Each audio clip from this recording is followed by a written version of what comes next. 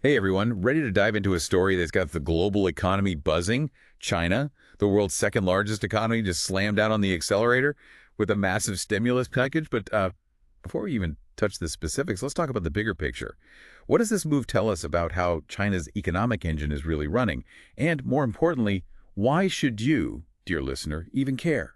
Well, to really grasp the weight of this stimulus, we got to rewind a bit. Imagine, if you will, China's economy as this giant ship.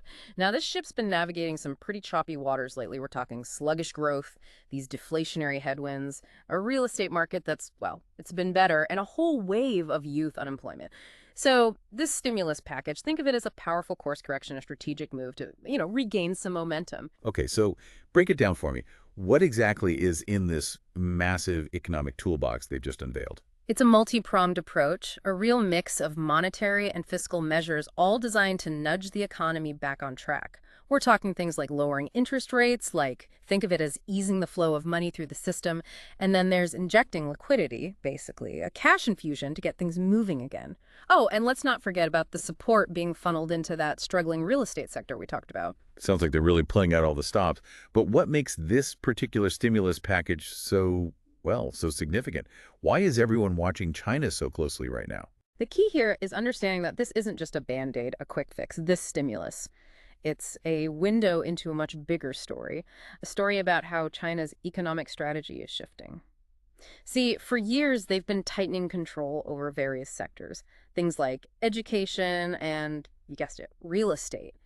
Now, this has definitely created some uncertainty in the market. Some would even argue it's contributed to the slowdown we're seeing.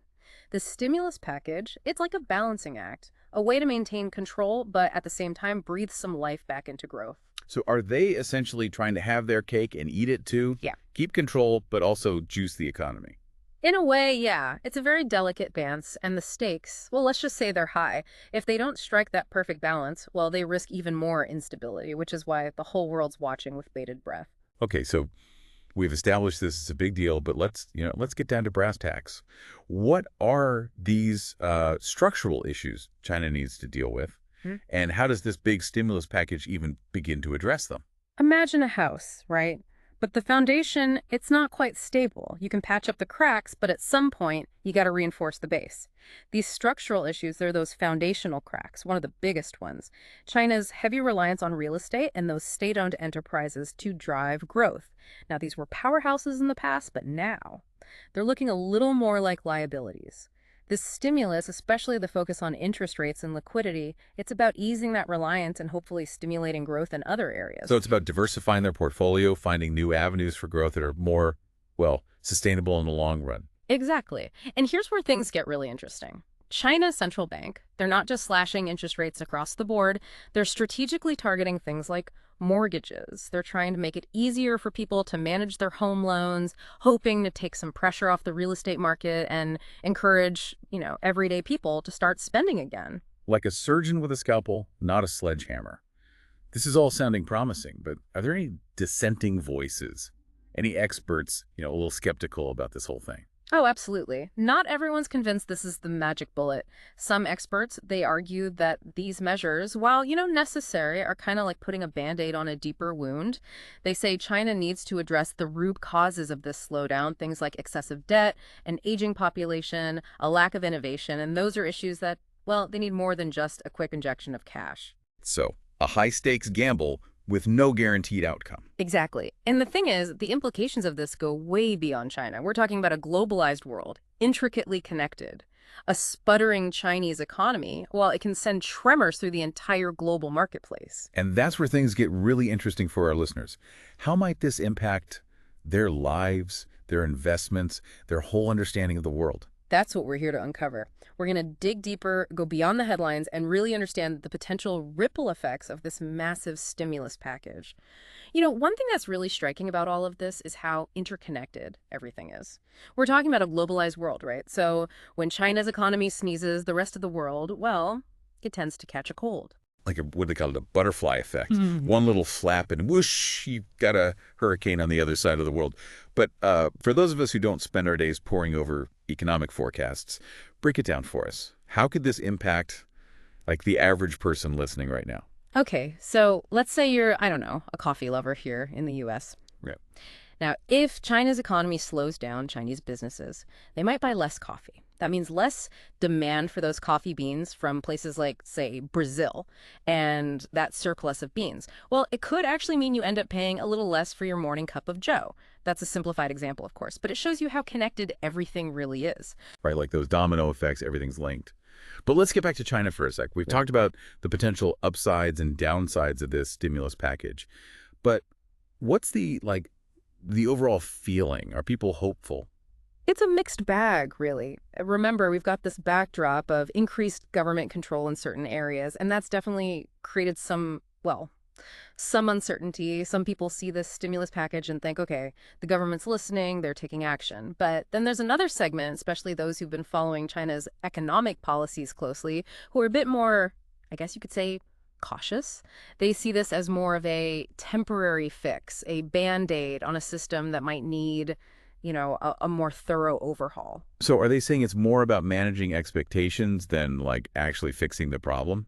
In a way, yeah. And that's where the government's, well, their communication strategy becomes really important. They need to be upfront about the challenges, the potential risks of these measures, and what their long-term plan for stability actually looks like. Transparency is key, Yeah. especially when you're dealing with something as complex and, well, it's interconnected as the global economy.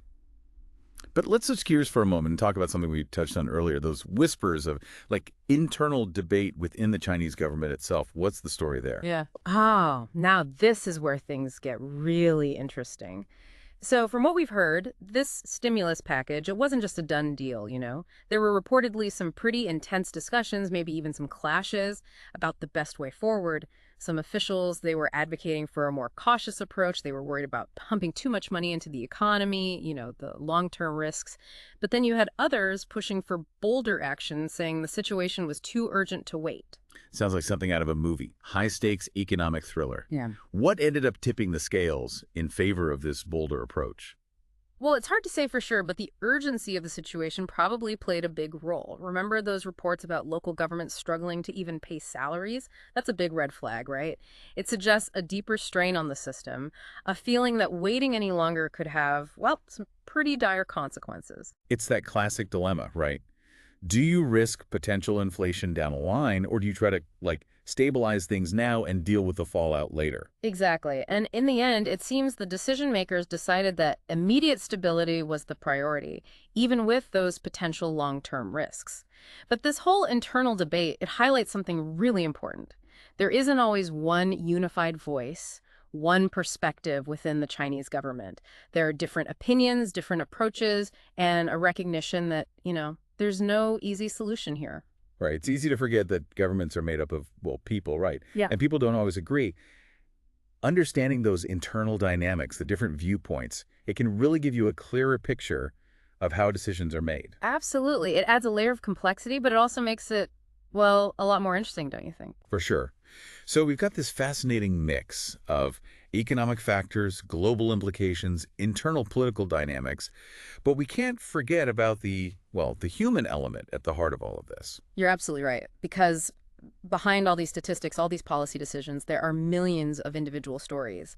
Families trying to make ends meet, entrepreneurs trying to keep their businesses afloat, young people entering a job market that's, well, it's more uncertain than ever. And those stories, those personal experiences, they're what really help us understand the true impact of what's happening in China right now. It's easy to get caught up in all the big picture stuff, the global implications. But at the end of the day, this is about real people's lives. Absolutely. So let's bring it down to earth for a bit. What's the mood on the ground in China right now? Well, it's a real mix, honestly. You've got some folks who are cautiously optimistic. They see this stimulus package and think, okay, the government's going to get us through this.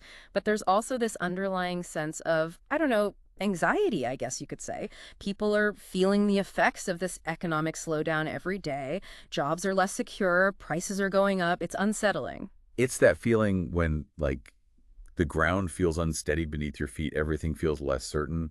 Are there any, specific stories that really highlight this? Yeah, there's one that sticks with me. I was reading about this young entrepreneur in Shenzhen. He just started this tech company, had all these big plans, even secured some funding for a new product, and then, boom, the economy takes a hit.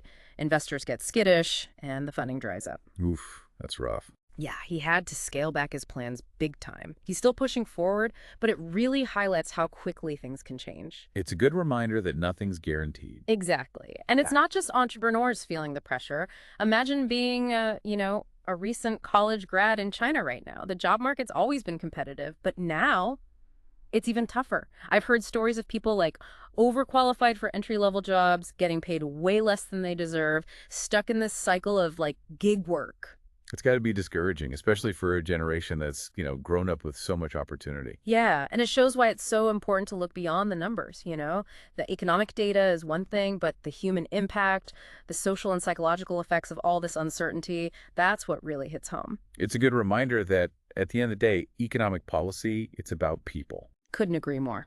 So where do we go from here? What are the big takeaways our listeners should keep in mind? Well, first off, stay informed. Don't just skim the headlines, dig a little deeper, try to understand the nuances of these issues. Remember, everything's connected. What happens in China affects the whole world. It's about connecting the dots. Exactly. And second, approach all of this with a sense of empathy. Remember those individual stories, the real people whose lives are being shaped by these forces. The human side of economics. Right. And finally, I'd say stay curious, stay engaged.